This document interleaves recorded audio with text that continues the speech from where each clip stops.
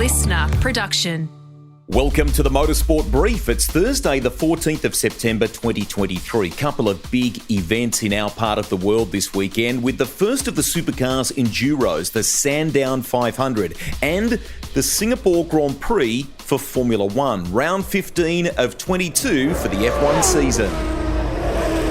Hi everybody, Greg Rust with you for this edition of the Rusty's Garage Shortcast, coming to you from Singapore. Shortly, a special guest who has been thrust into the limelight and has grabbed the opportunity with both hands, determined to show his potential and his talent. While we are talking F1, don't forget, Louise Goodman is a recent addition to our feature or long-form library. The respected F1 pit reporter is actually here working for the weekend. Some great stories in that edition there, being in an F1 two-seater when it crashed, and working with Martin Brundle, Eddie Jordan, Eddie Irvine, and much more. We have also just released an ep with our partner, Bendix Brakes, to support the four-wheel driver and super ute racer, Dave Casey. Now, he's a bit of a character. They call him Mudflap. Something different for you to enjoy there. He is a proud North Queenslander with a bit of inner drive that may surprise you, and it sounds like he has unfinished business in the stadium's super trucks. For this edition of The Brief, I have headed to a hotel here in Singapore to catch up with Liam Lawson. Now, you may hear some lobby music in the background. We've got a couple of coffees to enjoy as well. He has done a superb job subbing for Daniel Ricciardo since Dan's unfortunate crash there in Zandvoort and the injury to his left hand. Liam will be back in the seat for this weekend's race with AlphaTauri. He has been in that F1 reserve driver role now for about 18 months. So, freakish, unfortunate set of circumstances that have opened the door for now, and he has so far made quite an impression, letting those know in the paddock here and those of us that are watching and enjoying Formula One as well, just what sort of a driver he is and his incredible commitment, that he should really be on the grid full-time next year. Now, that opportunity for 2024 doesn't look like on paper as though it will materialise at the moment, but as you'll hear in the convo, he is leaving no stone unturned. Liam, welcome. Thank you. Thanks for having me. My wife has literally just messaged from New Zealand to say there was a story on the news there tonight that your mum and dad are on the way over. Is that true? They're coming to experience the race and to be here with you for this? Yeah, they are. It's funny, this race is a little bit special actually because when I was a kid, for some reason, Singapore was always my favourite race to do on the Formula One games. I always liked it a lot. I think because it was a night race, it just looked really, really cool. And my dad always promised me, from when I was like 7 years old, every year he was like, yep, one day I'll take you to the Singapore Grand Prix. And we never did. But obviously I had the opportunity to bring them to this race and to be actually racing in it. It's pretty cool. In the whirlwind of what you've experienced over the last few weeks, is this their first race to come and see you as an F1 driver? It is. They hadn't come to any Super Formula races yet. So this is the first time they'll see me race this year. And obviously the first time they'll see me drive in Formula One. How cool. Tell me about, there's a great thing people can find from, I think, AlphaTauri. They made a nice piece on YouTube and on social media of the kind of craziness that unfolded in Zandvoort. Stuff like you being in the Red Bull garage, unfortunately, when the crash happened for Dan, and then ultimately getting the confirmation, the rubber stamp, while you were in the driver's briefing that you would be racing. What the heck went through your mind? And you talk about it being this massive mountain to climb with very little time. It's basically what it was, yeah. We talked a bit about it before. You know, normally you have, when you're going to drive in Formula One, you have a bit of time to prepare for it, normally a couple of months at least, or a heads up at least. So for us, obviously in this reserve position, it's a great opportunity, and I try to be ready for every single race because obviously there's always this possibility, but it's so rare that it becomes almost, it doesn't really seem like it ever is going to happen. And obviously there's never the circumstances that I want to join Formula One. I don't want to join because somebody gets injured.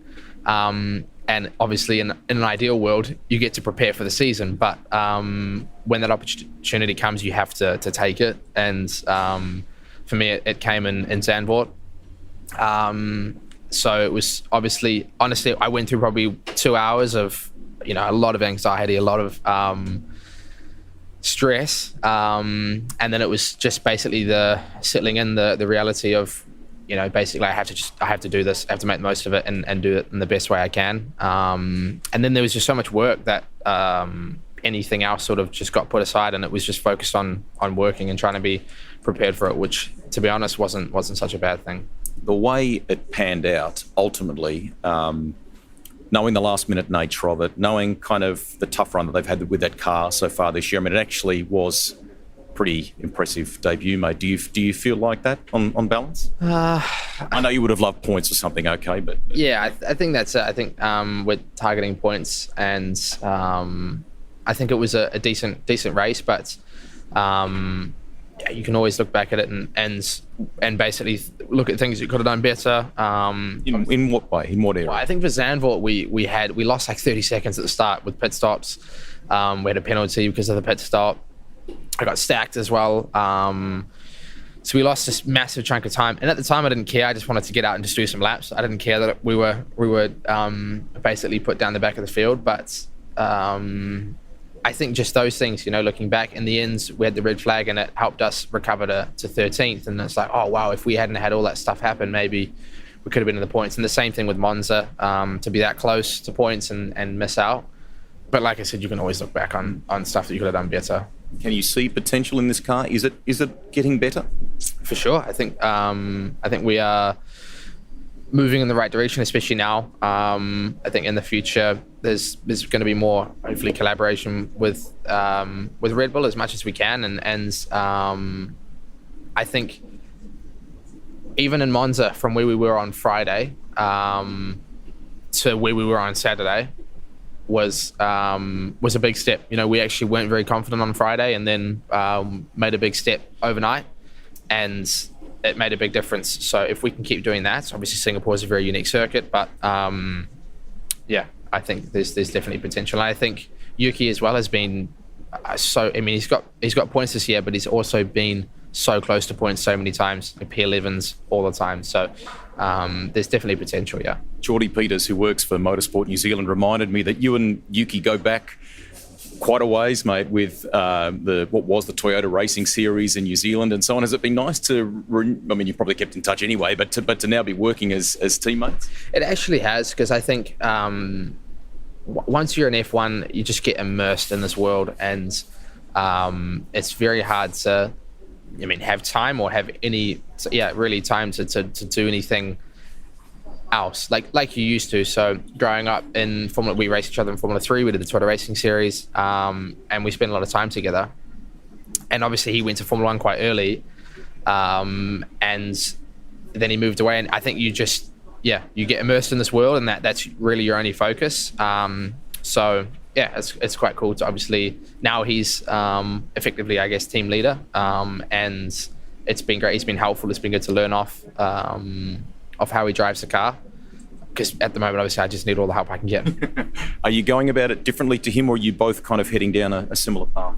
I think we're both heading for points, obviously, which is the main target, but I guess a slightly different approach. For him, he's been to all these tracks that we go to now, and for me, it's still a lot to learn, really. So I think, the way we go into, for example, the way we set our run plans for practice, his is probably going to be more optimized on focusing on car setup, whereas for me, we've got to account for the fact that I have to learn, everything at the same time. So slightly different, but by qualifying, I want to be in a position where I'm comfortable enough to be able to throw things on the car and try and improve.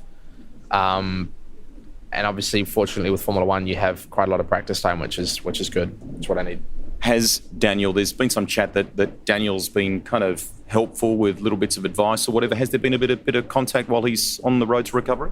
Not so much on the road to recovery. I think for him, he's just been focused on recovering and being very isolated to that, which obviously I completely understand. But before he had his surgery, when he was still in Zandvoort, he was very open to helping out, to advice. obviously he's a great dude. So never something you want to see, but he was definitely very supportive in the situation, which I appreciated. When you look back on it now, in this part of the world, there were two kinds of emotions. In the one sense, Aussies were thrilled that he got an opportunity to come back, and then when I watched the news in New Zealand, everyone was gutted that you missed out. Yeah. When he was given the call up to replace Nick like that, how close did you come to that, and how did you kind of feel when you learnt the news at that stage? To be honest, it was at the time a little bit frustrating because obviously you were in the air at the time too. I think you found out when you landed too, didn't you? It was the nature of the way I found out, to be honest. Okay. I was flying to Japan for a Super Formula race, and the flight I happened to be on had absolutely no Wi-Fi. So for 15 hours, I took off, and I think like 2 hours after I took off, the announcement was made. So I landed, 11 hours later than that. And obviously, when I turned my phone on, I had 11 hours of notifications come through. And so it was a bit of a shock, but only for a little bit, to be honest. Obviously, when I saw it, you feel like maybe you're losing a shot at Formula One. But when you actually think about the way the decision was made, it was the right call for someone. The way AlphaTauri is at the moment, or especially at the time, they I guess need somebody with a bit of experience. I would have been coming in learning a huge amount, and I didn't really, at the time, have a leg to stand on to say that I could come in and deliver straight away. There's no evidence that I could have done that. So at the time, the way the decision was made, I completely understood. But obviously now I have this opportunity and I'm trying to use it. You are grabbing it with both hands, which I reckon is awesome. So you grew up loving the Singapore track in a game sense. Now you're about to do it for real. Typically it runs the full 2 hours. It's hot, it's humid, it's grueling. What have you done prep-wise for this?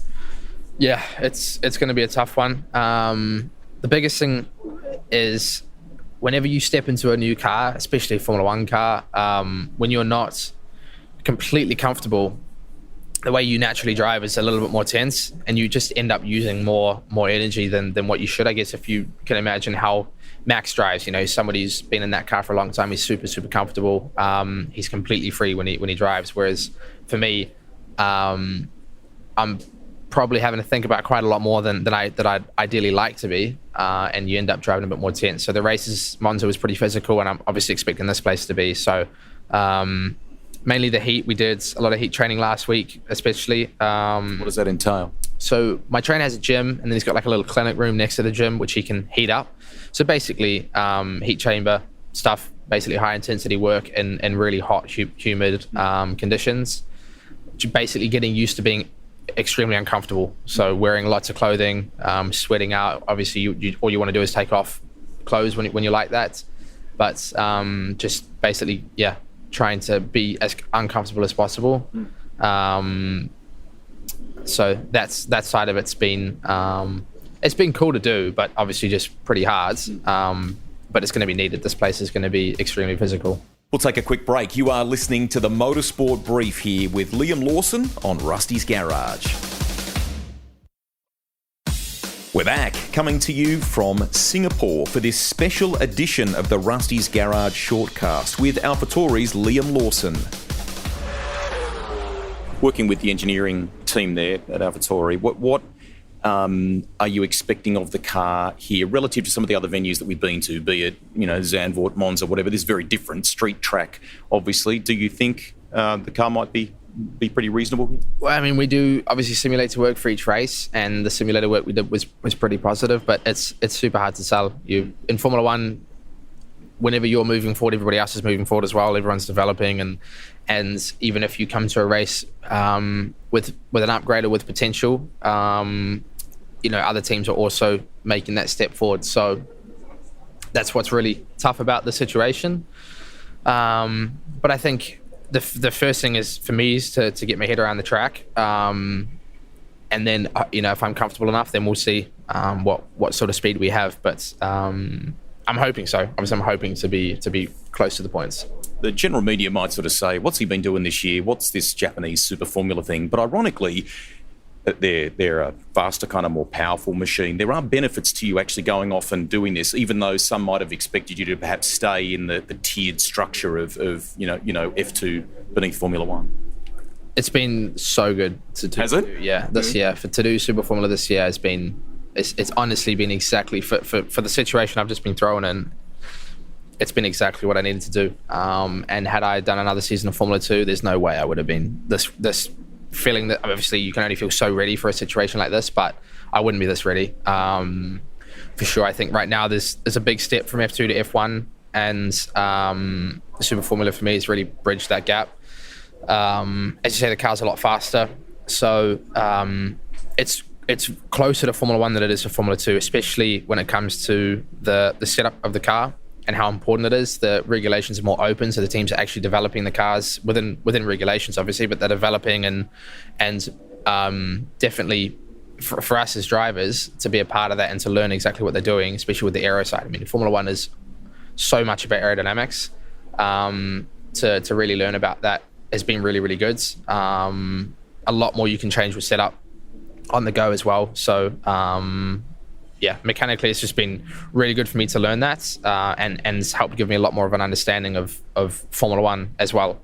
The only thing you don't get, and the only thing that's really hard to prepare for on that side is the battery system, having the MGUK, having the hybrid system in the car. That's something that you don't experience in anything else unless you go endurance racing.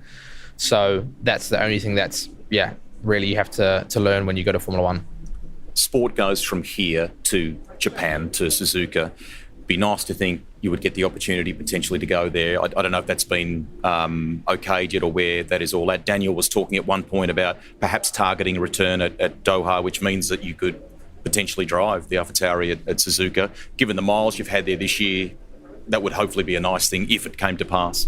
It would be great, obviously, but it completely depends on the situation. Right now, I'm preparing for all the future events coming up, so that whatever happens, basically, I'm ready for it. But obviously, the call will be made close to the time because they're going to try and give Daniel as long as possible. So, I at this stage have absolutely no idea, but it would be nice to do. Obviously, knowing the track, we race there in Super Formula in a couple of months' time as well, or in a month's time. So, a little bit of extra preparation. It would be cool to do. Have you had a pause moment where you've actually been able to sit and take this in? I mean, it was so crazy rushed at Zandvoort, in the car. You had to do the job, practice qualifying and then the race. Have you had a little moment to go, hang on a minute, here's this kid from New Zealand who not all that long ago was racing in the Toyota Racing Series and then headed off to take on the world. Have you paused to realise that you're racing in Formula 1? Maybe super briefly. Like I have a little bit, but it's been super brief just because I know with the nature of the situation that, as we said before, you normally go into a season of Formula 1, you have a season to prove yourself, or at least half a season, let's say. And in this situation, I know now that this is really the only thing that matters. This is what I'll be judged on. And I don't have long, so I need to make the most of it. So I think when it's done, whenever I have to step aside, then I'll look back on it probably and appreciate how incredible it is. But right now, I don't have time. I just got to try and focus on basically getting through it. I want to basically be able to look back on it and know that there's nothing more I could have done. I'd hate to get to the end of it and basically go, I wish I'd spent more time doing this or something like that. You won't use these words, so I'm going to use them for you. I reckon you've impressed in a lot of ways, hopefully enough that it makes the consideration for 24 or an opening easier for you. You talk in the video about sitting down with Dr. Marco before all this even happened, before Daniel even crashed, and kind of pleading your case with him about why you want to be and should be in Formula One. I don't know what you can tell us, but has that helped ongoing conversations, or is that something you'll talk about later once they've sat back and looked at this period? I think it's something we'll talk about later. Obviously, we speak about the current situation, but because of the way that there's so much to go through now and to focus on, I think all that future stuff will be talked about after the stint that I have is over. So I don't know how important that conversation was to the decision that was made, but it was obviously pretty ironic that it happened on the morning of that day. So yeah, I guess we'll just wait and see what happens. Invariably, a game like this is about acceptance as well from your peers. Have you had kind of little moments where Fernando Alonso or someone has come up and respected what you've done so far? Yes, for sure. I think the everyone's been pretty good about, I guess, supporting and I guess welcoming me into Formula One for now, which has been really, really cool. So, but obviously, at the same time, these guys who maybe when I was younger used to be heroes, or who I used to look up to, now I want to be racing these guys and beating them. So. Yeah, I'm not too bothered about how they feel about me coming in. Cool. It really doesn't, I guess in some respects, maybe you don't set a clear target for this, but what's the one thing, knowing how unsure we are how long this will be, that you would like to ensure that you tick in the whole bid to show that you should be there on the grid? Is it points? Is it? I think it's probably points. Scoring points is definitely the target. But if it's not that, it's just basically, like I said, doing everything I could have done, maximizing this opportunity and looking back and knowing that I couldn't have done anything else. I think that's really the target. So if that's points, that's great. But if it's not, it's whatever that will be. What's the reaction been like to all of this between media at home and all that sort of, suddenly the thing went from 2,000 RPM to 7.5 or something, did it? Yeah, it was crazy. It was absolutely crazy. And it's been amazing. The sport's been so cool. I literally haven't been able to get back to everybody, which is really, really cool. And it's obviously, I haven't made it yet, but obviously it's a big step. And it's something a lot of people have followed this journey for a long time. So it's pretty cool to have this opportunity. And I just apologize to people I haven't got back to yet. I will be doing what I can over the next couple of weeks to try and catch up. Well, I'm sure they understand. Soak this moment up, enjoy it with your folks while they're here this weekend. And something that dawned on me today, you're heading into this at the Singapore Grand Prix. At the very same time, Matt Payne is heading into the Sandown 500 with a very good team in Supercars. Not bad for two young blokes that used to make car noises playing in sand dunes on the beach as little tackers, hey? It's funny you say that, because I called him a week ago maybe, or 2 weeks ago, but probably a week ago after Zandvoort, and or just after Monza, and it's something we talked about. Obviously, he's really the reason I got into go-karting. We were together in preschool, and we used to, there was only 2 trikes that were looked like little race car things. So we would take these every single day, and race each other. And then we went to primary school together. He started go-karts. I went and watched him, and then we grew up racing karts together and going to school together, and basically both having this dream. So obviously he's doing extremely well. And as I said, I think when this is all done, something I'll look back more on, but it definitely is cool for both of us to be in this situation. It's very cool. Awesome. Look where that has led. Enjoy the weekend, and hopefully there's more opportunities to steer some more Formula One cars, and hopefully something more permanent beyond this too, mate. Well done. Thank you very much, hopefully. Now, just moments after we recorded with Liam, the team revealed that Daniel Ricciardo will be here in Singapore. He's not currently scheduled to do any media over the weekend, but he will assist in an engineering capacity while he recovers from that broken left hand and the recent surgery on it. There has been some changes to the track here ahead of the night race as well. Construction work in the final sector means that a few of the 90-degree corners in that part of the track that kind of weave under a grandstand have been altered. Now, good story on this on motorsport.com from Adam Cooper, very respected journalist, detailing how it should make for a faster lap time around here and reduce the demand on brakes, for example, and help optimal tyre performance over a full lap. Indy Car season wrapped up at the weekend at the awesome Laguna Seca or WeatherTech Raceway there in California. Scott Dixon won, cementing second in the title race. Scott McLaughlin finished the final race in second and claimed third for the year. Will Power was fourth there at Laguna. Congrats from all of us too to Hunter McElrea, who took to X or Twitter or whatever it's called now after pole and a race win for Andretti there at Laguna. He said he's not sure what's next, but he is pushing for Indy Car, and we hope that happens for next season, at least a few races anyway. The sequence of awkward photos of people moving teams in supercars continues. Can't believe that PR types haven't been a little more creative in this area, had a bit of fun with it. Now, that's easy said, I know, because trying to do that with current contracts and sponsors is not easy. The latest is Nick Percat, who has signed with Matt Stone. Great news for both of them for 2024. They did it out the front of the Gold Coast pit lane, which is under construction. Now, we missed something in a recent edition of the Motorsport Brief here as well, so we want to correct that on Rusty's Garage. Coral Taylor, legendary co-driver who is in our library. Victory with Harry Bates in the Gippsland Rally makes that the 36th win for Coral in the Australian Rally Championship, and that tally moves her ahead of the late Possum Bourne as the most successful ARC competitor ever. The GOAT. We love it. We'll call her that too. That is it for this edition of The Brief. Keep an eye on your feed.